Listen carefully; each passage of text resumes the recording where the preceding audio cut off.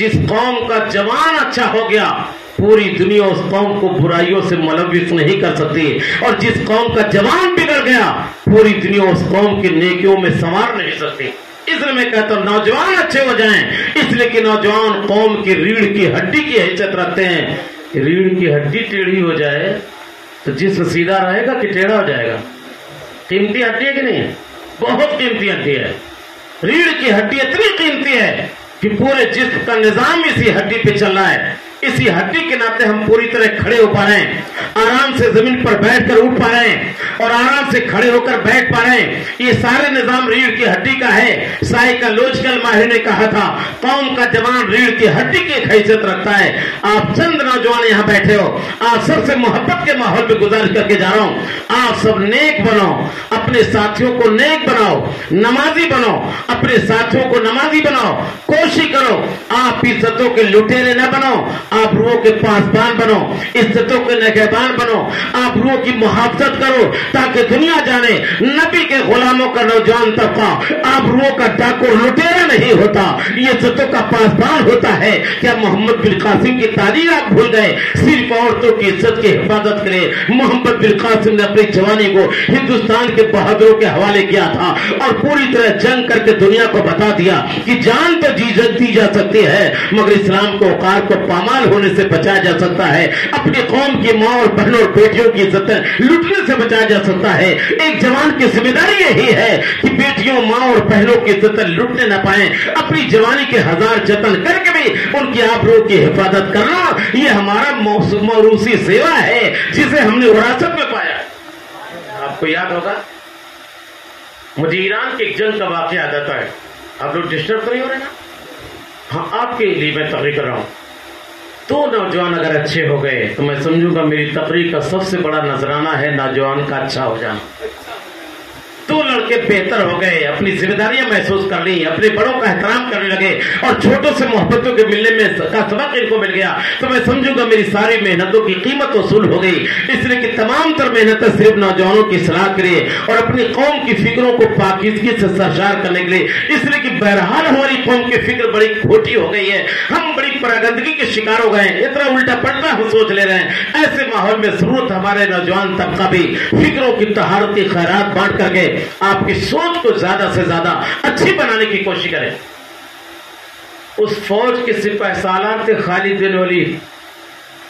خالد بن ولید کو آج بھی یہودی ریسرچ اسکالر اور عیسائی ریسرچ اسکالر جب لکھتے تو جانتے کیا لکھتے ہیں؟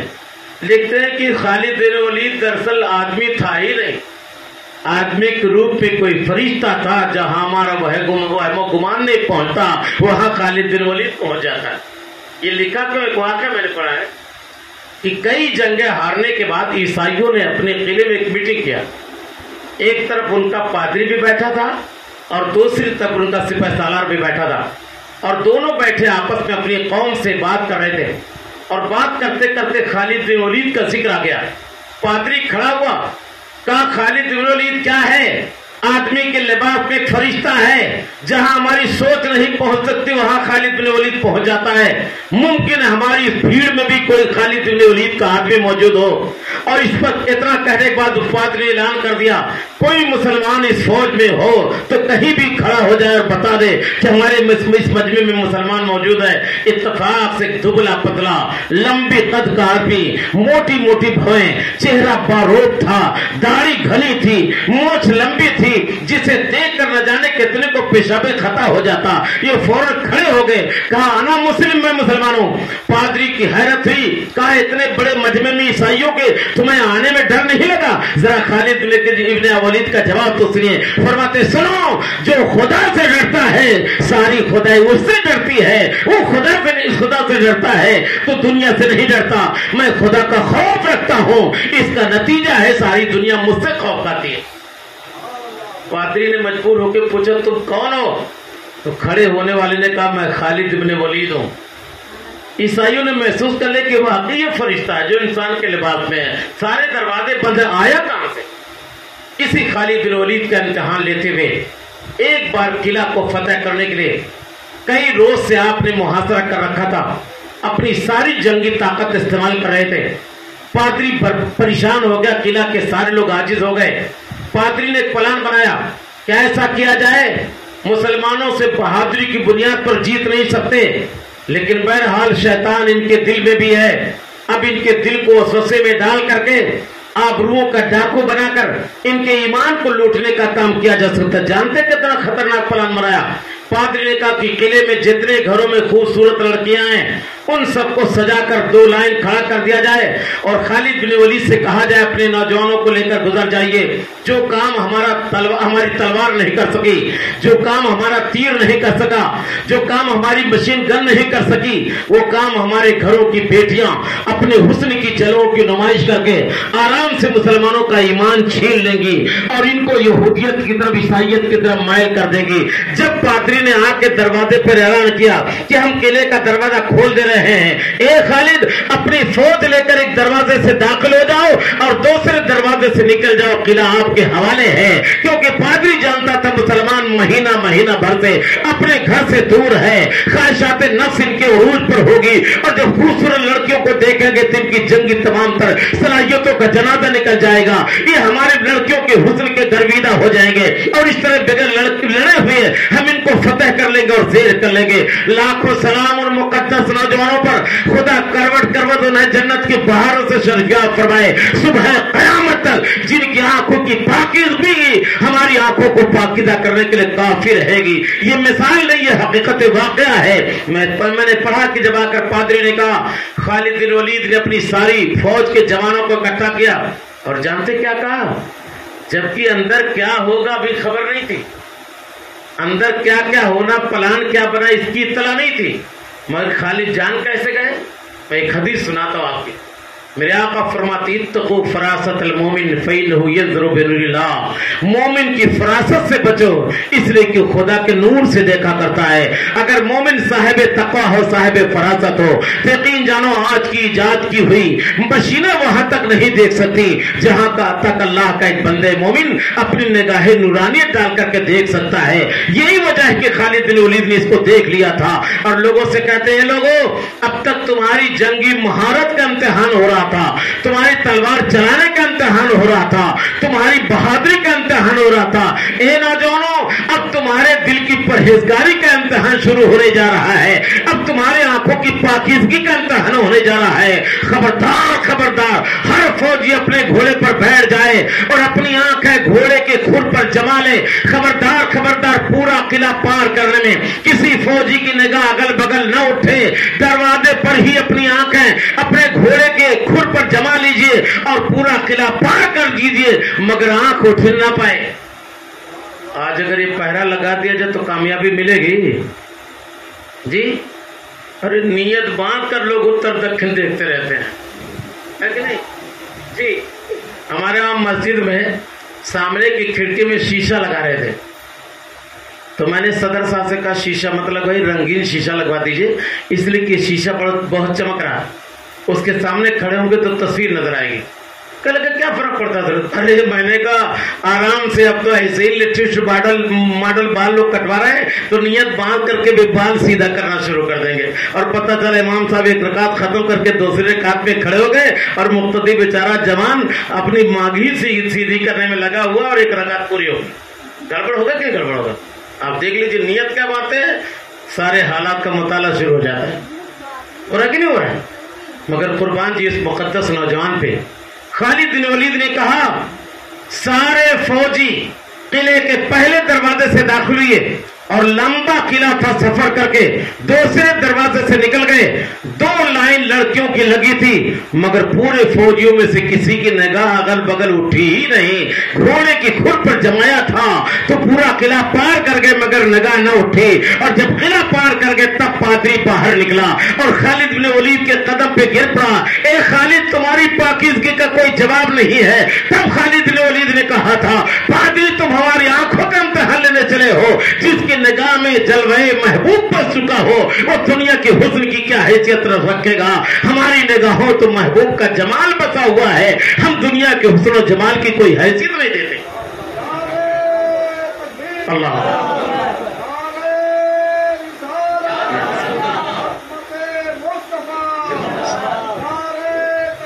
अल्लाह اللہ کرے یہ پیغام ہم اپنی عزتوں کے تحفظ کے لیے استعمال کر لیں. خدا ہماری آنکھوں پر بھی اپنے خوف کا پہرا بیٹھا دے. جہاں شریعت نے دیکھنے کا حکم دیا ہم اسی کو دیکھیں، اور جہاں بچنے کا حکم دیا ہم اس سے بچے رہیں.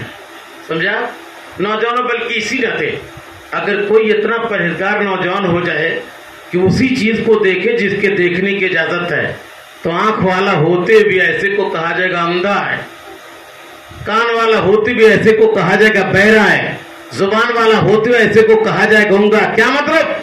گونگا نہیں ہے مگر شریعت کے خلاف آج تک اس نے کچھ بولا ہی نہیں ہے. بہرا نہیں ہے مگر شریعت کے خلاف بری بات آج تک سنا ہی نہیں ہے. اندھا نہیں ہے مگر شریعت کے خلاف کوئی چیز آنکھ سے دیکھا ہی نہیں ہے. جب آدمی اپنے جسم کے ایک حصے پہ ایسا پہرا بیٹھاتا ہے تب خدا اپنے خوف کا پہرا بیٹھا کر اس کی عزتوں کی حفاظت کرتا ہے اور اس کو اتنا مشہور کر دیتا ہے کہ زمین کا ذرہ ذرہ اسے محبوب خدا سمجھنے لگتا ہے. اللہ کرے یہ پرہیزگاری، یہ تقوی، یہ خوف، یہ خشیت، یہ طہارت ہم سب کے سینوں میں بھی آ جائے. آمین تو کہہ دیا کریں آپ. دراصل جو موضوع میں نے چھیڑ دیا ہے اس موضوع پر کئی گھنٹہ بولوں تو انشاءاللہ مضمون بھی نہیں ختم ہوگا، مگر یہ کہ بہرحال ٹائم لمبا لگ جائے گا. اس لیے اپنی اس بات کو سمیٹتے ہوئے میں اصل مقصد تک تھوڑی سی گفتگو کر دوں. ہمارے بڑے بھائی فاضل گرامی علامہ مرتضی حسین صاحب قبلہ دامت ظل العالی نے یہ میلاد النبی کی پاکیزہ محفل اپنے دولت قدے پہ لگائی ہے. مجھ سے انہوں نے کہا میلاد بھی ہو جائے اور اسی میلاد کے بہانے والدین کریمین کے لیے مغفرت کی دعائیں ہو جائیں. بہت اچھی بات ہے. میں تو کہتا ہوں میلاد لگا کے جب مغفرت کی دعا کی جائے گی تو دعا تو قبول ہو ہی جائے گی. اس لیے کہ میلاد کی محفل بھی رد ہو سکتی ہے. بولے آپ؟ جی نہیں. ایک عقیدہ بتا کے جاؤ، یاد رکھیے گا خدا سب کچھ رد کر سکتا ہے مگر اپنے محبوب کی محفل نہیں رد فرمائے گا. اور جب محفل نہیں رد فرمائے گا تو یہ محفل جس کی مغفرت کی دعا کا بہانہ بنے گی، یقین جانو دعا بھی باب اجابت کو کھٹکھٹائے گی اور اللہ کی بارگاہ سے قبولیت کی سند ملے گی. تو میں 10 منٹ میں میلاد شریف پڑھتا ہوں، پھر والدین کی مغفرت کی. بیٹا بیٹھ جاؤ. تھک گئے کیا انہوں؟ قوالی ہوتی تو صبح تک نہیں تھکتے نہیں. اب کہیں قوال کے ساتھ قوالا آ جاتے. میرے خیال سے بیلواں کے لوگ گھر سے کوئی لوٹ کر لے کے چلا جائے کوئی پرواہ نہیں ہے کہ نہیں. ہم لوگ قوالی میں جتنا مست ہوتے ہیں کاش اتنا تقریبی بھی مست ہو جاتے تو یقین جانو دنیا سنور جاتی ہے کہ نہیں بھائی؟ بات ہے کہ نہیں ہے؟ جی ہم نے لوہرسن میں قوالی بند کروا دی. مولانا رضوان صاحب قبلہ میرے کریم ہے، جانتے ہیں. 2 دن جلسہ ہوتا تھا، پہلے دن تقریر ہوتی تھی تو دوسرے دن قوالی. بڑی محنت کر کے میں نے قوالی ختم کروائی. تیسرے سال آرکیسٹرا کا پروگرام لگا رہا. پہلی رات چلا، دن بھر چلا، دوسری رات چلا. اتفاق سے میں نے دوسری رات کی دعوت قبول کی تھی. جب دوسری رات میں اسٹیج پہ جانے لگا، ناراض تو نہیں ہو گیا؟ یہ تو آپ نے بھی دیکھا ہوگا. جب دوسری رات مدرسہ ستاریہ غفاریہ سے میں جانے لگا، اتفاق سے لڑکے اسی آرکیسٹرا کے سامنے والے سے مجھ کو لے کے جانے لگے. کسی کی ٹانگ اٹھی ہوئی ہے، کسی کی لٹکی ہوئی ہے، کوئی ٹیڑھی ہے، کوئی جھکی ہے.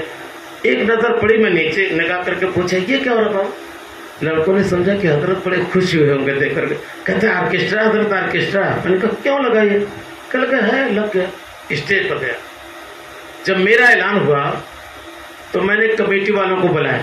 میں نے کہا بلا والے ادھر آئے. آپ بتائیے اب تک تو جھولا چل رہا تھا، ہم لوگ برداشت کر لیے. آپ غبارے پر فائرنگ کر کے پھوڑ رہے تھے، ہم لوگوں نے برداشت کر لیا. ہم لوگوں کے برداشت کا اتنا غلط نتیجہ نکلا کہ اب سنیما تھیٹر بھی آ گیا عرس میں. میں نے کہا یقیناً ایسا عرس بند کر دیا جائے، ناجائز ایسا عرس کرنا جس میں حرام کام ہوتا ہو. بلا والوں سے میں نے کہا دروازہ کھول کر اس کی لائٹ کاٹو اور تھپڑ مار کر کے سب کو باہر کرو، اور خبردار آرکیسٹرا والے سے ایک پیسہ بھی آپ کرایہ نہ لیجیے گا، کسی شاعر کسی مولانا کے لفافے میں نہ ڈال دیجیے گا، اس لیے کہ کرایہ لینا حرام ہے. آپ وہی پیسہ ہمارے لفافے دے دو گے، حرام ہے کمائی، ہم لوگ لے جا کے کھلائیں گے، ہمارے لڑکے بھی خراب ہو جائیں گے. اس سے بہتر بھوکے رہنا. مگر دوستو کلیجہ پھٹ گیا. جانتے کیا ہوا؟ جب دروازہ کھلا تو صرف نوجوان لڑکے، اور جتنے لڑکے تھے اس کی 2 گنا نوجوان لڑکیاں. کہاں سے آئی تھی؟ جے پور سے، دلی سے، ممبئی سے، جودھ پور سے. کہاں سے آئی تھی بھائی؟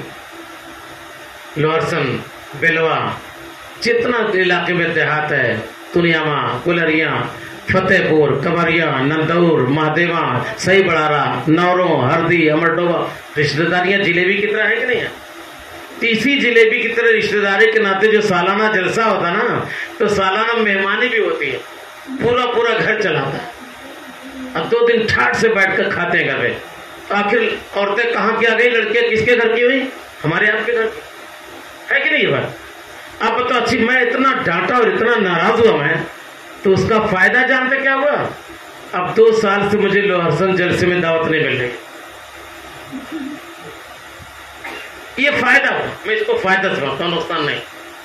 मैंने चूंकि डांट कर का ऑर्केस्ट्रा बंद करवा दिया। आपसे बताऊं, 10वीं देवबंदी मेहराब में आके मिले, कह रहे मौलाना अपने सुन्नियों की लाज बचा ली, हम लोग तो फोटो खींच रहे थे कि आज भेजा जाएगा बाहर और कहा जाएगा ये है बरेलवी मसलक जहां उर्स में ऑर्केस्ट्रा चलता है, झूला लगता है, औरतें झूलती, मर्द झूलते हैं, मगर आपने ऑर्केस्ट्रा बंद करवा के हमारी सारी मेहनतों पर पानी फेर दिया। आप बताइए मैंने अच्छा किया कि खराब किया? अच्छा किया ना। अच्छा, कहीं कव्वाली अगर बिलवा में लगे तो खूब लोग सुनेंगे आप लोग की बाइकाट करेंगे। लंबा जग सवाल कर लिया मैंने, तब इधर उधर देख रहे हैं क्या कहा जाए। जब यकीन जानो, अगर ईमान का कुछ भी एहसास होता तो आपको बगैर इधर उधर देखे जवाब देना चाहिए था कि हम कव्वाली का बाइकाट करेंगे, नात सुनेंगे, होना तो ही चाहिए था। मगर एक भी जवाब नहीं मिला बिलवा से। अब बताइए किसकी सलाह की जाए? जबकि नात के लिए आप कहते तो बहारें मिलती, बरकत मिलती। नात पढ़ाते अच्छा लग रहा था ना, अच्छा लग रहा था। नात का तो हाल है मेरे अजीजों की, नात पढ़ी जाए जब तक मजलिस से नात लगी हो, अल्लाह की रहमतें नाज़िल होती हैं। अल्लाह के रसूल ने खुद नातें पसंद किए और नात पढ़ने वालों को अल्लाह के रसूल ने इनामात भी दिए हैं कि मेरा बौंसुली बहस पर नहीं करूंगा। बताना चाहता हूं कि जब कहीं मिलाद लगे तो यार पार्टी बंदी को तलाक दे दो। मिलाद की बरकत भी पार्टी में है। बोलिए आप, मेरा दुश्मन महफिल मिलाद लगा ले तो क्या वो बरकत को भी रोक लेगा कि खाली मेरे मिलने वाले ही बरकत पाएंगे, मिलाद की कोई दुश्मन आएगा नहीं पाएगा?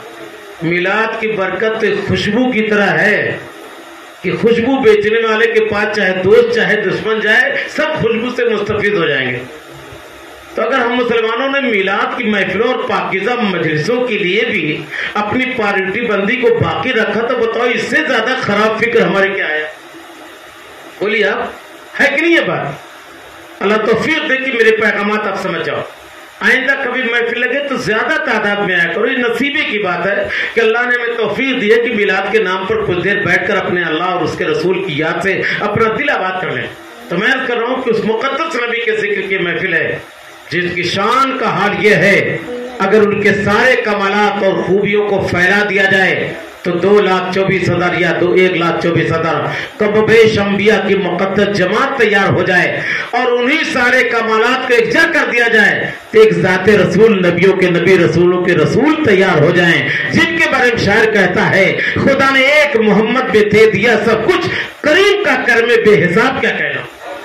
तो उस मुक़द्दस नबी का जिक्र है जिस जिक्र की शान ये है, हम सारे अपने आप को बंदे कहते हैं मगर हम फकत बंदे हैं। महबूब तो वो बंदे हैं जिसको अल्लाह कहीं अब्दी कहता है, कहीं अब्दना कहता है, कहीं अब्दहू कहता है। पता चला अब्द एक अलग चीज है, अब्दहू एक अलग चीज है। इसी को तो मौलाना लोग फरमाते हैं अब्द चीजें अब्दहू चीजें दिगर, ऊ सरापा इंतजारी मुंतजर। यानी अब्द वो है जो अपने माबूद की तवज्जो तलब करता है और अब्दहू वो है माबूद जिसकी तवज्जो चाहता है। समझे कि नहीं समझा? अब्द वो है जो खुदा को राजी करने में लगा है और अब्दहू वो है जिसको खुदा राजी करना चाहता है। आला हज़रत फरमाते हैं खुदा की रजा चाहते हैं दो आलम, खुदा चाहता है रजाए मोहम्मद सल्लल्लाहु अलैहि वसल्लम। उस मुक़द्दस पैगंबर का जिक्र हो रहा है। मैं एक हदीस पढ़ता हूँ मिलाद के हवाले से।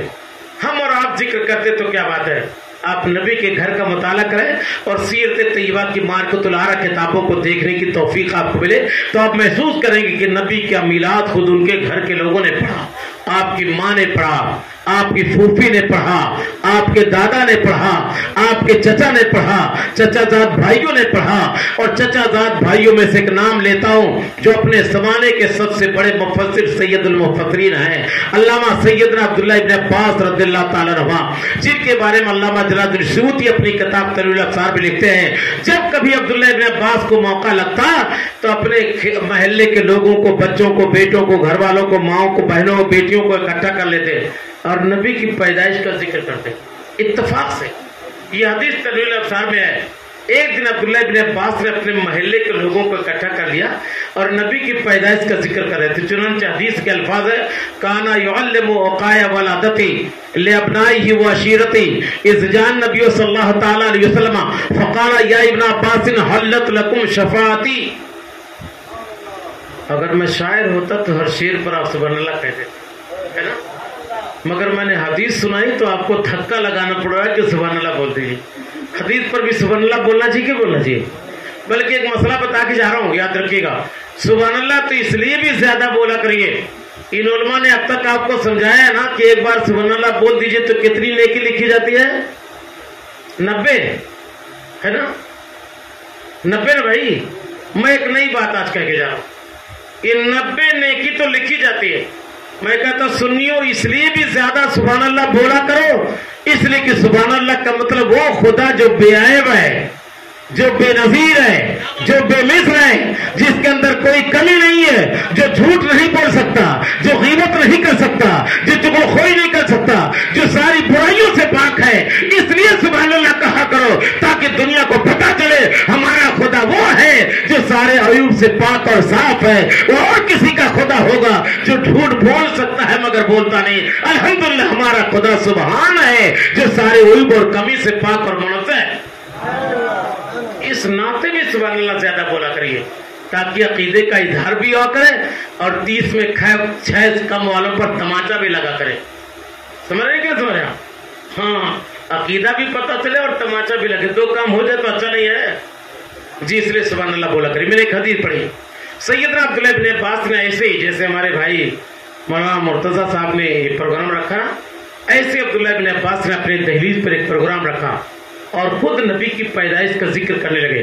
اتنے میں کہیں سے نبی اپنی مقدس اونٹنی پر سوار جا رہے تھے, رک گئے تو اپنی نبوت والے کان سے نبی نے سنا کہ عبداللہ ابن عباس بیٹھ کر میری پیدائش کا ذکر کر رہا ہے, پیدائش کے کمالات بیان کر رہا ہے, میرے پیدا ہونے میں کیا کیا عجوبہ دنیا نے دیکھا تھا اس کو سن کر عبداللہ ابن عباس بیان کر رہا ہے.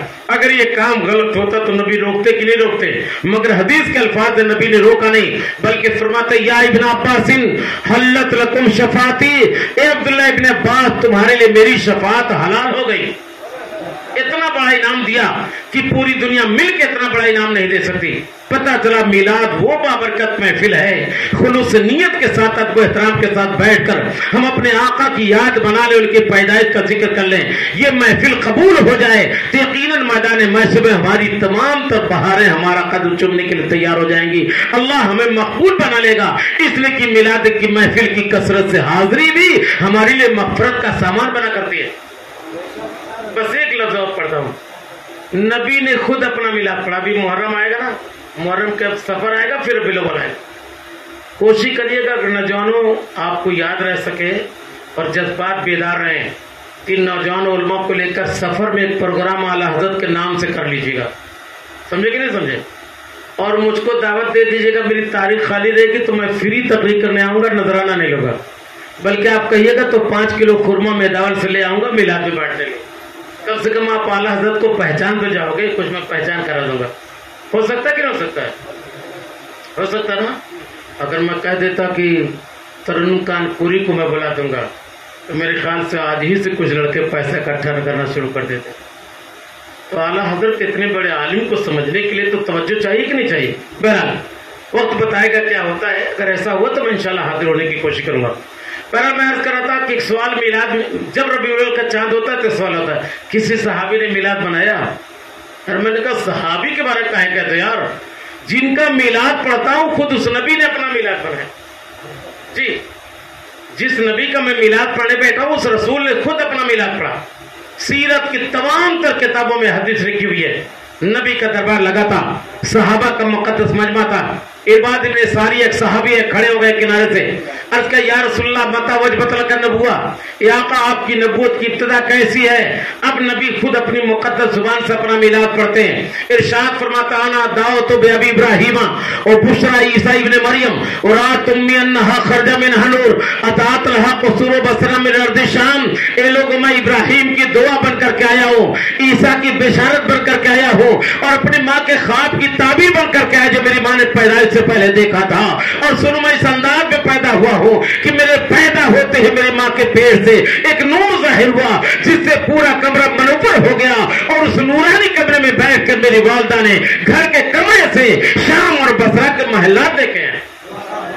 अब तो मिलाद नहीं है जी, नबी ने खुद अपना मिलाद पढ़ा, इसलिए हम सुन्नी पढ़ते हैं। इंशाअल्लाह रब्बिल उल महीने फिर पढ़ा जाएगा, जब मौका लगेगा तब पढ़ा जाएगा। एक बड़ा एतराज किया था मेरे पास एक साहब ने, ले मौलाना रज्जगा हो, अकीका हो, छठी हो, शादी की महफिल हो, तब तो मिलाद समझ में आता है, मगर आप लोग 10वां हो, 20वां हो, 40वां हो, सालाना हो, घर के किसी मुर्दे की बख्शिश करने की महफिल हो, तब भी आप लोग महफिल मिलाद पढ़ते हो। ये बात समझ में नहीं आती। मैंने कहा यार समझ में आ गई होती तो आप भी मसले के आला हज़रत के झंडे के नीचे नहीं आ जाते। अब तक समझे नहीं, इसलिए तो नहीं आए। इजाजत तो मैं समझा दूं, आप जरा जी लगा के सुन लें। जब मौका खुशी का हो तब हम मिलाद काहे लगाते हैं? इसलिए मिलाद की महफिल बनाते हैं ताकि खुदा ने जो खुशी का हमें मौका दिया है, हम मिलाद पढ़कर खुदा की इस दिए हुए का शुक्र अदा करके अपने को शाकिर बनाकर खुदा की बारगाह में पेश कर लें। इसलिए कि अल्लाह का इनाम पाने के बाद एक बंदे मोमिन जब अपने रब का शुक्र अदा करता है तो मेरा कुरान कहता है लई शकरतुम लाज़ीदन्नकुम, अगर तुम शुक्र अदा करोगे तो मजीद नेमतें देता जाऊंगा। इसलिए जब रज्जगा हो, छठी हो, अकीका हो, शादी की महफिल हो, तब मिलाद हम लगाते हैं ताकि खुदा ने जो खुशी का मौका दिया है इस खुदा के देने का शुक्र अदा करके अपने रब से मजीद पाने के हम मुस्तहिक हो जाए। तो खुशी के मौके पे मिलाद की महफिल इसलिए, मगर माँ बाप का इंतकाल हो जाए, घर के किसी करीबी रिश्तेदार का इंतकाल हो जाए, उसका तीजा हो, 10वां हो, 20वां हो, 40वां सालाना हो, तब हम मिलाद की महफिल क्यों लगाते हैं? वही इसलिए। आप मुझे बता दें दुनिया में सबसे बड़ा गम एक बेटे के लिए कब होता है? कोई बता सकता है? एक बेटे के लिए दुनिया का सबसे बड़ा गम क्या है? नहीं जानते आप लोग? लगता आप लोग बेटे हुए ही नहीं का किसी के, है ना? तो सबसे बड़ा गम एक बेटे के लिए क्या होता है? मेरे ख्याल से आप लोग इसलिए नहीं बोलते होंगे कि आपको बुलाया गया बताने के लिए, तो हम काहे बताएं? अगर ऐसा है तो अच्छी बात है, मेरी जिम्मेदारी है। मैं बता दूं आपको, माँ बाप दोनों का या दोनों में किसी एक का इंतकाल हो जाना एक बेटे के लिए जिंदगी का सबसे बड़ा गम है। इसलिए कि माँ बाप बेटों के लिए रहमत का शामियाना है। वो दोनों इंतकाल कर जाए या एक इंतकाल कर जाए तो बेटा खुदा की रहमत के शामियाने से महरूम हो गया। मेरे ख्याल से एक फर्माबरदार बेटे के लिए इससे बड़ा गम कोई नहीं हो सकता है। किसी खास रिश्तेदार का इंतकाल हो जाए, इससे बड़ा गम कोई नहीं हो सकता है। जाहिर सी बात है, इतना बड़ा गम टूटा है, मुसीबत का पहाड़ टूटा है, इतने बड़े गम को हम खुद बर्दाश्त नहीं कर सकते। तो ऐसे मौके पर भी मिलाद की महफिल लगाते हैं ताकि मिलाद की बरकतों के सदक़े में इतना बड़ा गम बर्दाश्त करके हम अपने को अपने रब की बारगाह में साबिर बनाकर पेश कर सकें। इसलिए कि बंदा जब मुसीबतों पर सब्र करता है तो मेरा कुरान कहता है इन्नमा युवफ़्फ़ा साबिरूना अजरुहुम बिग़ैरि हिसाब। बंदा जब मुसीबतों पर सब्र करता है तो खुदा अपने फजल से बेहिसाब अजर देता है। तो हम बंदों की दो पोजीशन है, या तो बंदा साबिर बने, मुसीबतों पर सब्र करे, या तो बंदा शाकिर बने, अल्लाह का इनाम पाकर शुक्र अदा कर सके। तो आज की ये महफिल भी अपने को अपने रब की बारगाह में साबिर बनाकर पेश करने के लिए लगाई गई है। क्योंकि हमारे बड़े भाई के वालिदैन करीमन इस दुनिया से जा चुके, मगर दुनिया से वो न गए, मौत रूह को होती कि जिस्म को? जी रूह को। तो मेरी मालूमात के खिलाफ हो गया। मैं कहता हूं न मौत रूह को होती है न मौत जिस्म को। आप बोले जी। तो 4 तकरीब बिलों में अगर इस तरह मैं कर दूं कायदे से ना तो मजमा बढ़ने लगेगा, लड़कों का शौक बढ़ेगा कि तो गूगल में भी ये बात नहीं मिलेगी जो मेरे भाई बता के जाए। گوگل تو ہم لوگ کا محتاج ہے یار، جو پڑھے لکھے لوگ اس میں لکھ کر ڈالتے ہیں بیچارہ وہی بتا پاتا ہے، خود کچھ پیدا نہیں کر پاتا۔ ہم لوگ تو بال کی کھال کھینچتے، سمجھے کہ نہیں سمجھے؟ جی، نہ جسم کو موت ہے نہ روح۔ ہم جس کو موت کہتے جسم سے روح نکل جاتی اسی کا نام موت ہے۔ جی، جسم سے روح نکل جائے اسی کو ہم موت کہتے ہیں۔ میں آج ایک فلسفہ سمجھا دوں آپ کو۔ آپ سمجھتے ہوں گے کہ موت آ گئی زندگی ختم ہو گئی؟ جی نہیں، اگر کسی نے سمجھا تو غلط سمجھا، وہ بڑا نادان اور غافل ہے۔ موت زندگی کا خاتمہ نہیں ہے، بلکہ موت دنیا کی زندگی کی شام ہے اور آخرت کی زندگی کی صبح ہے۔ ختم کہاں ہے؟ اسی مفہوم کو تو ڈاکٹر اقبال نے کہا ہے، موت کو سمجھے ہے غافل اختتام زندگی۔ ڈاکٹر اقبال کا شعر مولانا ظفر الدین کے حوالے کر رہا ہوں، یہ بہت بڑا شعر پڑھتے ہیں نا، ذرا ڈاکٹر اقبال کا شعر بھی سمجھے تو پتہ چلے۔ موت کو سمجھے ہے غافل اختتام زندگی، یہ ہے شام زندگی صبح دوام زندگی۔ یہ ہے شام زندگی صبح دوام زندگی۔ کیا مطلب؟ کہ موت دنیا کی زندگی کی شام ہے اور آخرت کی زندگی جو ہمیشگی کی ہے اس کی صبح ہے۔ موت آئی ہے تو آخرت کی زندگی شروع ہوئی ہے۔ اس لیے اللہ کے رسول فرماتے قبر کا گڈھا آخرت کی منزلوں میں سے پہلی منزل ہے۔ موت کہاں ہے؟ اسی لیے سنیو، آپ لوگ اپنی قسمت پر ناز کرو۔ جن کے وہاں موت آئی مر گئے، ان کے وہاں نہ دعا ہے، نہ فاتحہ ہے، نہ 10واں ہے، نہ 20واں ہے، نہ 40واں ہے، نہ سالانہ، نہ قرآن خوانی ہے کچھ۔ مگر ہم سنیوں کا جب آدمی مرا ہی نہیں تو سب کچھ چلا، یہ تو دنیا سے گیا ہے، آخرت میں اجالا ہو گیا۔ سمجھے کہ نہیں سمجھے؟ بلکہ اسی ناطے موت زندگی کا خاتمہ نہیں ہے، موت دنیا کی زندگی سے نکل کر آخرت کی منزل کو طے کرنے کا نام ہے۔ اس لیے جنہوں نے دنیا کو کچھ نہیں سمجھا آخرت کو سبھی سمجھا، ان لوگوں نے تو موت کو مسکرا کے گلے لگایا، اس لیے کہ موت آئے گی تب آخرت کی صبح شروع ہوگی اور پھر نبی کے جلوں کے دیدار کا موقع ملے گا۔ اس لیے آسی غازی پوری کہتے ہیں، آج پھولے نہ سمائیں گے کفن میں آسی، آج کی رات ہے اس گل سے ملاقات کی رات۔ تو موت کہاں زندگی کا خاتمہ ہے؟ تو ہم سنیوں نے موت کو زندگی کا خاتمہ نہیں سمجھا، بلکہ موت ظاہری زندگی کی شام اور آخرت کی صبح ہے۔ اس لیے ہمارے 10واں بھی ہے، تیجا بھی ہے، 20واں بھی ہے، سالانہ بھی ہے، ہر جمعرات کو فاتحہ، ہر دوشنبے کو فاتحہ۔ اس لیے کہ میں نے حدیث شریف میں پڑھا ہے، ہر اتوار کا دن گزر جانے کے بعد جو رات آتی ہے دوشنبہ کی رات ہے، اس رات کو روحیں گھروں میں آتی ہیں۔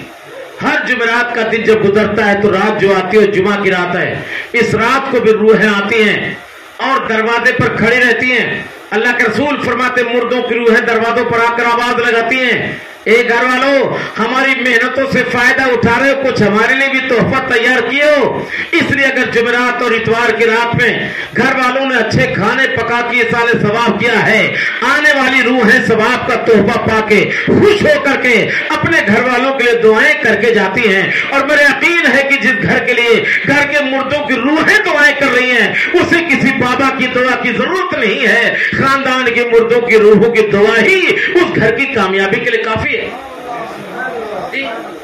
مگر ہم لوگ تو ایسے ایسے بابا کے پیچھے مرتے ہیں، جو بابا کم ہے وہ با ڈھیر ہیں، بابا کم ہے وہ با ڈھیر ہیں، اور ہمارے علاقے کے لوگ بابا اوبا بولتے بھی ہیں۔ سمجھے کہ نہیں سمجھے آپ؟ اس سے بچیے، آپ سب سے گزارش کرتا ہوں۔ بلکہ میں نے یہاں تک کتاب پڑھا، بزرگوں نے مزدوری کرتے تھے مگر جب اتوار کی شام آتی تو عمدہ کھانا بنتا، عمدہ کھانا۔ اچھا کھانا کیا ہے آپ جانتے ہوں گے، بتانا پڑے گا مجھے۔ جب جمعرات کی شام آتی تو اچھا کھانا بنتا اور کچھ قرآن پڑھ لیا جاتا اور فاتحہ کر کے مردوں کی روح کو بخش دیا جاتا، آنے والی روحیں ثواب کا تحفہ پا کے جاتی تو گھر والوں کے لیے دعائیں کر کے جاتی۔ تو آج بھی یہ کام ہونا چاہیے نہ ہونا چاہیے؟ جی، میلاد میں نے پڑھ دیا۔ اب خصوصیت کے ساتھ والدین کریمین مرحومین کے لیے میں مغفرت کی دعا کا اہتمام کرنے کے لیے چند باتیں بتا رہا ہوں۔ مگر دوستو، جب تک ماں باپ زندہ ہوں تب تک کبھی خیریت مت پوچھیے، آرام سے بمبئی کمائیے اور اپنی بیوی ہوم منسٹر کی دیکھ بھال کیجیے، اور گاؤں میں بیلوا میں جب باپ کا انتقال ہو جائے تو 25,000 کا فلائٹ کا ٹکٹ نکال کر جنازہ پڑھنے آئیے۔ یہ اچھا ہے؟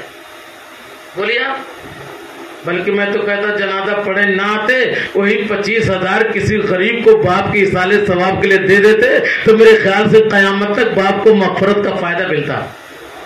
مگر بڑے بڑے فخر سے لڑکے آتے ہیں، بلکہ کہتے ہیں بیوی کو بھی لے کے آ رہا ہوں، جس بیوی نے کبھی سلام نہیں کیا ہوگا ماں باپ کو. جی بیویاں خراب نہیں ہیں جی، یہ میرا اپنا تجربہ ہے. میں خود بھی تو شادی شدہ ہوں یار، 35 سال ہو گئے شادی کر کے. میں یقین کے ساتھ کہتا ہوں عورت خراب نہیں ہوتی. ہم مرد لوگ عورتوں کو آسمان پہ چڑھا دیتے ہیں. ہاں کبھی تو میری جان ہو تم، اور کبھی غصہ لے تو جوتا سے کھینچا ہی ہو. تو نہ یہ محبت اچھی ہے نہ یہ دشمنی اچھی ہے. لمٹڈ رہے جلدی، لمٹڈ ہے کہ نہ رہے. بولیے آپ بعض بار لڑکے اتنے خوش ہو جاتے ہیں کہ بس ماں باپ مانے کچھ نہیں، جو کچھ ہے بس وہ بیوی ہے. جبکہ اگر کسی دن کم کمائیے بیوی کچھ پوچھے گیا. میرے خیال سے بہت عورتیں ہیں ایسی، بہت کم عورتیں گھروں میں ایسی ہیں کہ شوہر باہر سے آئے، ہونٹ سوکھا ہو، چہرہ غموں سے نڈالو، اداسی کے آثار چہرے پہ ہوں، چہرہ دیکھ کر بہت کم عورتیں سمجھ پاتی ہیں کہ ہمارے شوہر کو کوئی تکلیف ہوئی ہے، اور مسکرا کے پوچھ سکے کوئی دقت تو نہیں ہوئی. ایسا بہت کم ہوتا ہے. لیکن ماں بہرحال اس مقدس بیوی کا نام ہے کہ اگر لڑکے کا ہونٹ سوکھا ہوا ہے تو ماں کا کلیجہ پھٹ جائے گا. بیٹا کیا ہوا؟ ہونٹ سوکھا ہوا ہے، چہرہ اداس ہے، راستے میں کسی غم نے تم کو غمگین تو نہیں کر دیا. اس لیے میں اس محبت بھری دنیا میں دعویٰ کر رہا ہوں. 1000 محبتوں کی داستانیں پڑھی جا رہی ہیں، سنائی جا رہی ہیں، محبتوں کے خطبے پڑھے جا رہے ہیں، مگر اس محبت بھری دنیا میں ماں کی محبت کا کوئی جواب نہیں ہے. آپ یقین جانو ماں مر کے بھی اپنے لگتے جگر کے لیے دعائیں کرتی ہے. اور ایک ہفتہ شوہر گھر میں بیٹھ جائے، کما کے لمبی گڈی نہ لاوے، اور 2 دن گھیوڑا کھانا پڑے. گھیوڑا سمجھ رہے نا، تروئی. ہاں نینوا 2 دن کھانا پڑے، تیسرے دن ہوم منسٹر کا چہرہ آسمان پہ رہے. ارے روز یہ چاہ پہ ہر سبزی ہے جی، ہے کہ نہیں بات ہے. ارے وہ 100 روپے کلو ہو جائے پھر بھی بکری کا گوشت تھوڑی ہو جائے. میں ایک بار سفر کر رہا تھا، ایک پنڈت جی میرے بغل میں تھے، تو ساگ کی سبزی، فلانے کی سبزی، ٹھکانے کی سبزی، 50 طرح کی سبزی کی رہتی. میں چپ بیٹھا تھا، کہتا آپ سب کچھ بول رہے ہیں. میں نے کہا مجھ کو تو ایک ہی سبزی اچھی لگتی ہے جس کے سامنے کسی سبزی کی کوئی حیثیت نہیں. کہا کون سبزی؟ میں نے کہا گوشت. جی جب میں نے یہ کہہ دیا تو پنڈت جی پریشان ہو گئے. کہہ رہے صاحب آپ لوگ کیا بات. میں نے کہا پنڈت جی 60 سال ہونے کو آ گئے، الحمدللہ آج بھی دھکا لگا دو تو آپ سنبھل نہیں پائیں گے. مگر یقین جانے یہ لوکی کوہڑا کی باڈی نہیں ہے، ایک گوشت کی بوڈی کی باڈی ہے. تو ہے نا بھی اثر اس کا. بولیے آپ تو کوشش کریے ماں باپ کی خدمتیں کریے.